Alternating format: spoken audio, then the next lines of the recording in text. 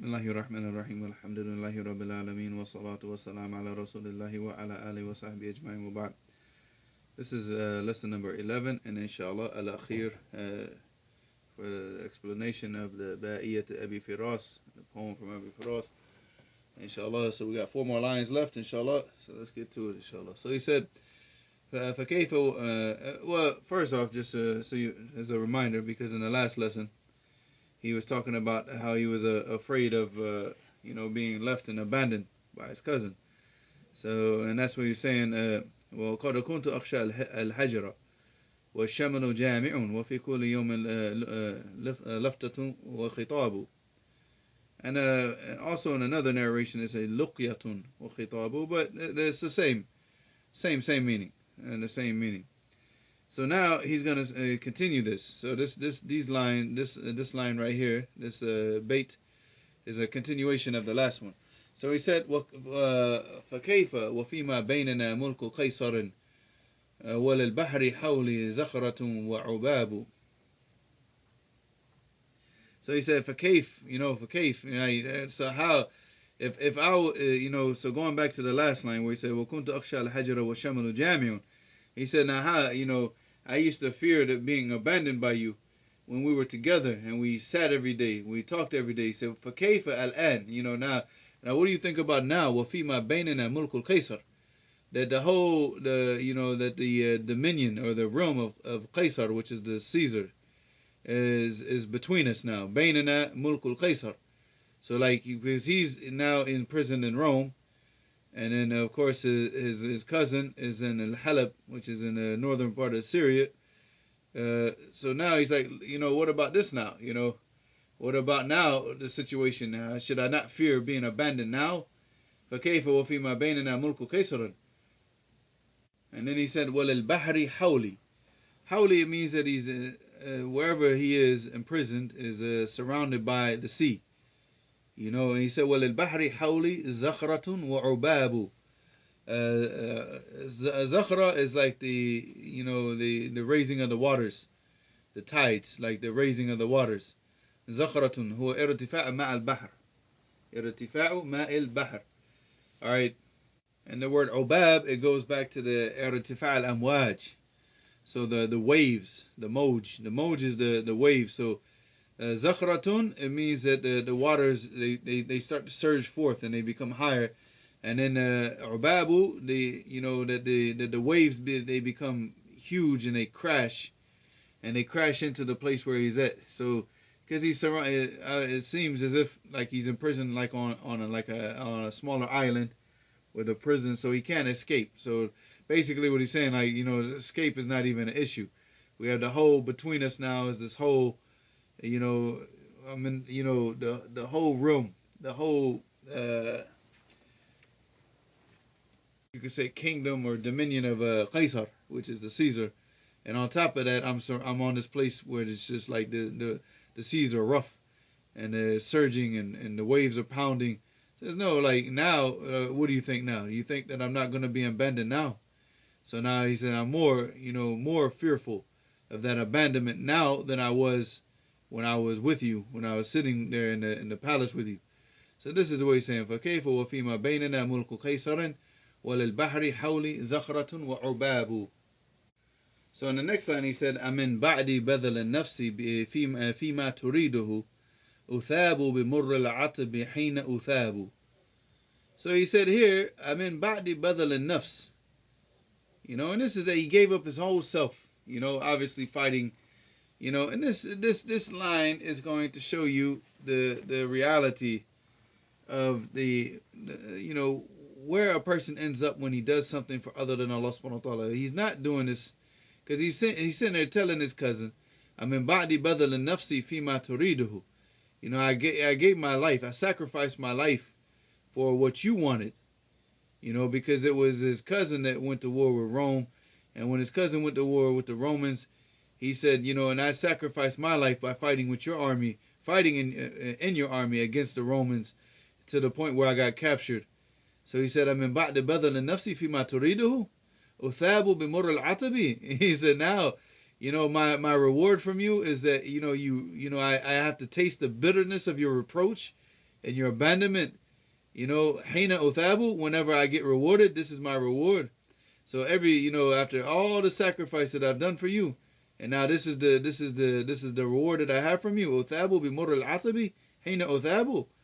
So he's just going back, and like I said, this just goes back to the people who do things for other than Allah subhanahu wa ta'ala. Because the person who does things for Allah subhanahu wa ta'ala, he always has his reward with Allah. No matter what happens, no matter, he might not see the results of, even his dua, he might not even see it in this life.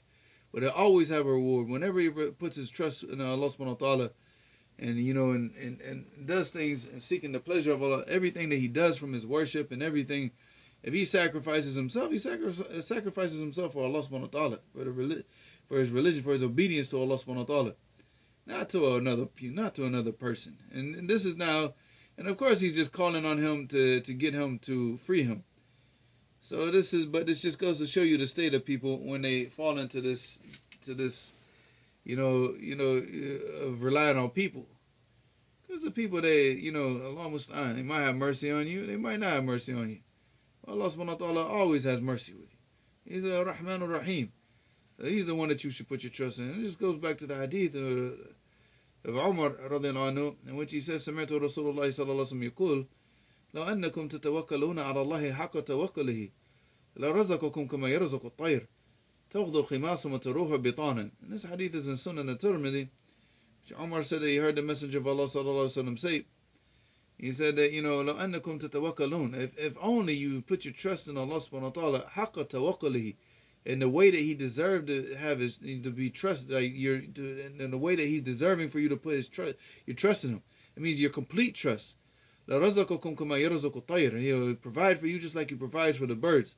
تغدو خماصا, the bird leaves out of its nest early in the morning on an empty stomach. وتروح بطانا, but it comes back in the evening time with a full stomach. This is the risk that you will have. This is the provisions that you have if you only put your trust completely in Allah subhanahu wa ta'ala, not in the people.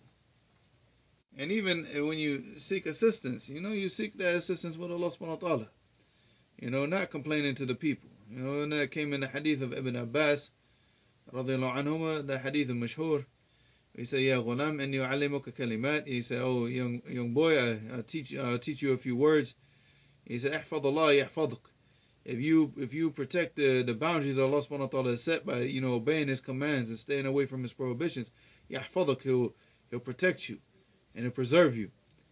He says, so ihfad Allah yahfaduk, ihfad Allah tajidhu tujahik. And if you protect those boundaries that Allah subhanahu wa ta'ala has set, obeying His orders and then staying away from His prohibitions, then you'll find Him in your assistance. Every time that you need Him, He'll be there. He'll be assisting you. Then he said what? He said after that, he said, تَجِدُوا تُجَهَكَ فَإِذَا سَأَلْتَ فَاسْأَلِ اللَّهِ وَإِذَا اسْتَعَنْتَ فَاسْتَعِنْ بِاللَّهِ. He said, if you were to ask only Allah. وَإِذَا اسْتَعَنْتَ, if you were to seek assistance, al-aun, and the assistance, he says, seek it with Allah subhanahu wa ta'ala and only Allah subhanahu wa ta'ala. So this is the reality. This is how a mu'min should be. And he should be patient, and he should seek that assistance and with Allah subhanahu wa ta'ala, and put his trust and his tawakkul should be on Allah subhanahu wa ta'ala. We had the best example of that, the hadith of Abu Bakr radiallahu anhu. When he was in the cave with the Prophet Muhammad sallallahu alaihi wasallam, and he said, نظرت إلى أقدام المشركين ونحن في الغار وهم على رؤوسنا فقلت يا رسول الله لو أن أحدهم نظر تحت قدميه لأبصرنا فقال رسول الله صلى الله عليه وسلم ما ظنك يا أبا بكر باثنين الله ثالثهما. This hadith is in Bukhari and Muslim. So this is the hadith when they were in the cave, and he said, نظرت إلى أقدام المشركين. So he said, I looked at the feet because they were inside the cave, and they could, the mushrikun, they came in the cave looking for them, even to the point where Abu Bakr saw their feet right at his head. And نظرت إلى أقدام المشركين ونحن في الغار وهم على رؤوسنا, and they're right above our heads, standing right there, like a little cliff part of the cave, and they're hiding, like they're down underneath them. All they had to do was just, and that's what he said, Ya Rasulullah, لو أن أحدهم نظر تحت قدميه, if one of them were just to look down at his feet, لأبصرنا, they would have seen us. So the Prophet ﷺ said to him, he said, "Ma dhannuka ya Abu Bakr? What, bi ithnaini Allahu thalithuhuma. What do you think, Abu Bakr, about two people and Allah subhanahu wa ta'ala is the third one? Is the third. Like Allah subhanahu wa ta'ala is assisting them. And all they have to do is just put their trust in Allah subhanahu wa ta'ala. And Allah subhanahu wa ta'ala sayansuruhum wa yahmihim. And protect them. So they had their protection from Allah subhanahu wa ta'ala. So Allah subhanahu wa ta'ala protected them and kept the mushrikeen from seeing them. So and this is the way that we should be. We shouldn't be putting our trust in people and relying on people. And this is what you see. You see from his complaints. Now he feels abandoned. But with Allah subhanahu wa ta'ala, you're never gonna have that abandonment. I mean, this even came in a poem, al-Mu'allaqa, from Jahiliyyah, from Abid ibn al-Abras, in which he said, "Man yasal al-nasa yahrimuhu." Whoever asks the people, yahrimuhu. They won't give him. Yahrimuhu means they won't give him what he's asking for. He said, "Wasa'ilullahi la yakhibu." And he said, the one who asks Allah is never disappointed. From Jahiliyyah. Imagine that this is from the Mu'allaqat from Jahiliyyah. Man yasal al-nasa yahrimuhu wa sa'ilullahi la yakhibu. Allahu musta'an. So then he goes on to complete this. And he said, فَلَيْتَكَ تَحْلُو وَالْحَيَاةُ مَرِيرَةٌ وَلَيْتَكَ تَرَضَى وَالْأَنَامُ غِضَابُ. So here he said laytaka, and layta is used for raja, like hope.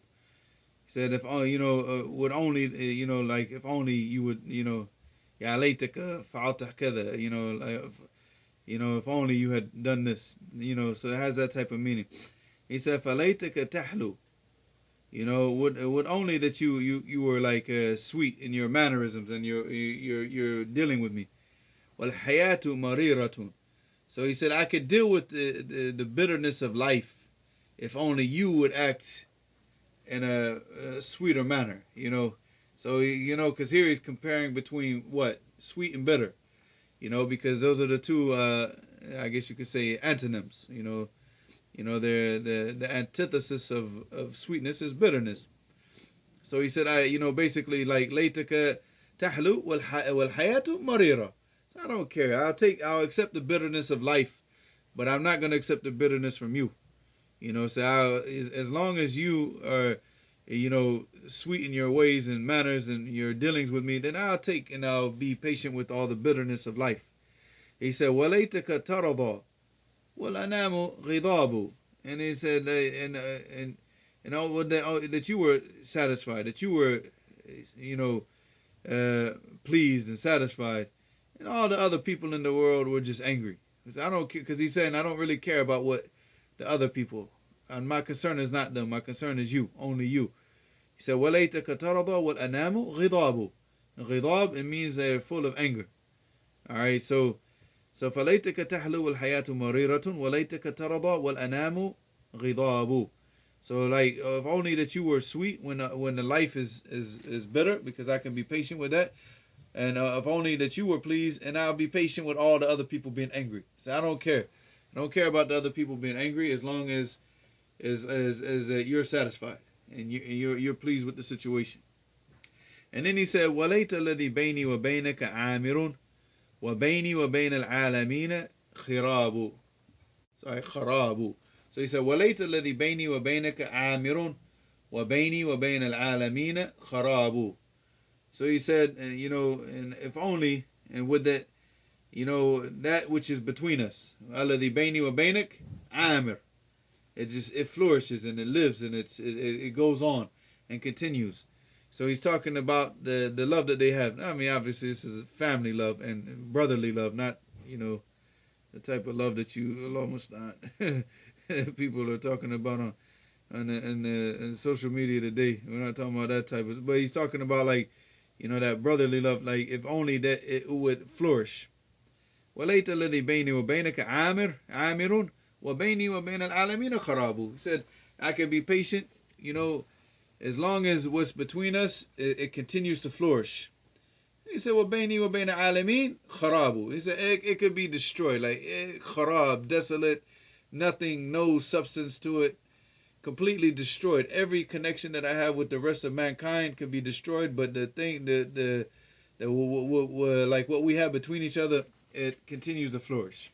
So, and I'll be patient with that. So he's just basically saying that, he's showing his loyalty to his cousin, and the fact that he's saying, I'll be patient with the bitterness of life, but if only, if you can at least act right with me, just act right, and just show some love, I guess he's saying, right? And as long as you're satisfied and pleased, I don't care about the people being angry. And the same thing is, as long as what we have between each other continues to flourish, I don't care all the anger of all the mankind, because he said وَبَيْنِي وَبَيْنَكَ وَبَيْنَ الْعَالَمِينَ وَبَيْنِي وَبَيْنَ الْعَالَمِينَ, all of creation, kharabu, completely destroyed, nothing left. I don't care. He's saying I don't care, but as long as what we have, it remains and flourishes. So that's the end of this poem, inshallah. That was the last line. And it's beautiful, like the meanings and his way, especially the advice in the earlier part of the poem, is very, very, very beautiful. His wordings, see, the thing is like I said, as far as Islamically, like we talked about the issue of putting your trust in Allah and things like that, we don't agree with this type of behavior. This is very emotional. And you see, in a lot of the poetry, you see it's very emotional. We're looking at it from the perspective of the language and the expression and things like that, but definitely do not advise the people to have these types of emotion. But this is the reality. You see, like the poets were always known as being very emotional people, and that's how they wrote the best poetry, was they were in the heightened state of emotions. If you look at Tarafat ibn Abd, his mu'alaqa, which is probably one of the, I don't know what word to put on the his mu'alaqa is powerful, but he wrote it at a time of his death. This was the last poem, because basically what happened was he made a poem insulting one of the kings, and then they sent him an invitation, but the invitation said, it came with a messenger to Tarafa and his cousin, and it said, like, don't open this until you get to the palace. So his cousin was like, I don't know, man, I don't trust this.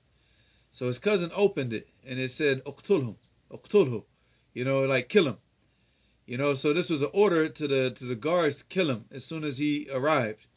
And he showed Tarafa, he said, look, this says to kill him. He said, nah, man, that's for you, that's not for me. He said, the king, they won't kill me, man, I'm Tarafa, right? He had, this ghurur. He's deceived himself. He's a poet, it's jahiliyyah. And even after Islam, you find this type of behavior a lot, this arrogance with the poets. You see in Mutanabbi. What killed Mutanabbi? A line of poetry. A line of poetry. But so he went and he said, nah. This is for you. He's gonna kill you. He's not gonna kill me. You stay. I'm going. So he went, and the guard, he took out the invitation and he opened it up and he said, you know what this says? And he said, yeah. He's, the king's trying to show me some love. He said, no. He says, it says to kill you. So I gotta kill you. So he said, so Tarafa told him, he said, bring me a glass of wine. And then he was drinking, and he said, as soon as you see me like in a state of like completely inebriated and drunk, he said, then chop my head off. But while he was drinking, he recited that poem, which is the Mu'alaqa that's most famous, and it's one of the most difficult poems in the Arabic language to memorize. Even when I sat with a sheikh from Mauritania, because I was memorizing at that time, I was memorizing the Mu'alaqa of Imr Qais, and I just finished it. I just finished the memorization of that Mu'alaqa, and I was going to read it to him, and I was telling him, I said, the next one's Tarafa.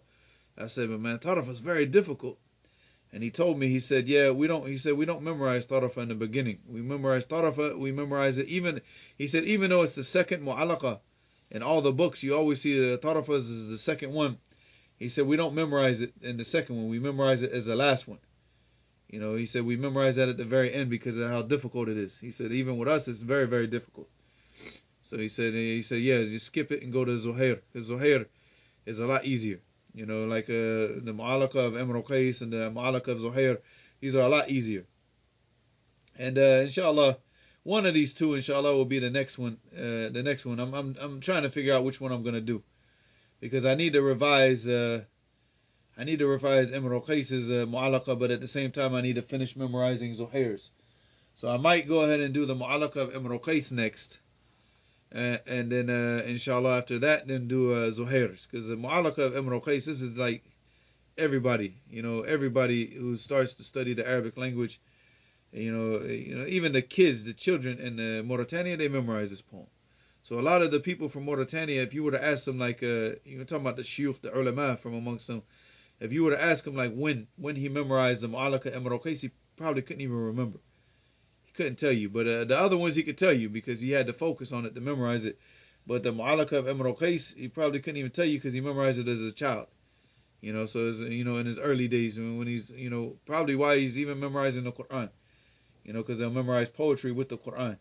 They'll memorize the Quran, like a page of the Quran, and some of them will write like 3 or 4 lines of poetry, and they memorize that. So once they finish the page, they memorize the lines of poetry. So by the time that they finish the Quran, they also got all these lines of poetry with the Quran. So they got the Quran and plus all the language of the Arabs from amongst the poetry.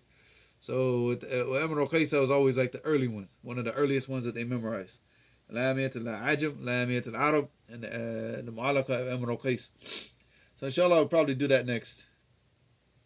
Do the Mu'allaka Imr Qais, the Mu'allaka of Zuhair, and then the 2 lamiyas, the lamiyat al-Arab, lamiyat al-Ajam, and then the lamiyat al-Arab, inshallah.